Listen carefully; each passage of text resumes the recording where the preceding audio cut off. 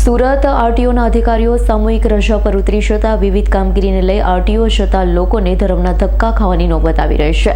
ઉઘડતા સપ્તાહ એટલે કે સોમવારે સુરત આરટીઓની કામગીરી અટવાઈ પડી હતી, કારણ કે સુરત આરટીઓના અધિકારીઓ સામૂહિક રજા પર ઉતરવાના નિર્ણયના પગલે અરજદારો ધરમના ધક્કા થયા હતા। ઇન્સ્પેક્ટર, આસિસ્ટન્ટ ઇન્સ્પેક્ટર અને ડ્રાઇવિંગ ટેસ્ટ દંડની કામગીરી બંધ રહી હતી, જેને લઈ એડવાન્સમાં અપોઇન્ટમેન્ટ લેનારાઓએ આરટીઓના ધરમના ધક્કા ખાવાની નોબત આવી। પ્રોબેશન, બદલી, બઢતી, સળંગ નાઇટ ડ્યુટી જેવા પ્રશ્નોનું નિરાકરણ લાવવા હડતાલ કરાઈ હોવાનું અધિકારીઓએ જણાવ્યું હતું। એચડી પટેલ, સહાયક મોટર વાહન નિરીક્ષક।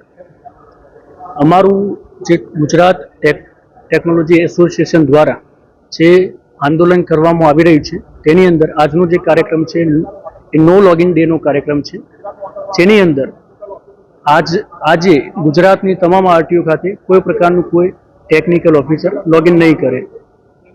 જો અમારી જે પડતર માંગણીઓ છે એ જો સંતોષકારક રીતે સંતોષાશે નહીં તો 11 તારીખે અમે ગુજરાતના તમામ ટેકનિકલ ઓફિસર માસ સીએલ ઉપર જવાના છીએ અને ત્યારબાદ પણ જો કોઈ હકારાત્મક સોલ્યુશન નહીં લાવવામાં આવે તો ગુજરાતના તમામ ટેકનિકલ ઓફિસર 15 તારીખથી સ્વયંભૂ રીતે માસ સીએલ ઉપર ઉતરી જશે।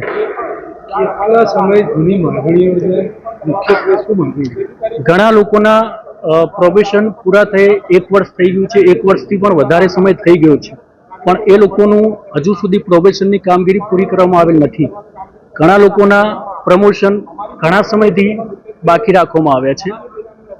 એન્ફોર્સમેન્ટની કામગીરી દરમિયાન ઘણા બધા અમને તકલીફો પડી રહી છે, એટલે આ બધી જે પ્રોબ્લેમ છે અમે ઘણા સમયથી અમારા તરફથી કહેવામાં આવી છે, પણ એનું આજ સુધી કોઈ પ્રકારનું સોલ્યુશન હકારાત્મક રીતે લાવવામાં આવેલ નથી।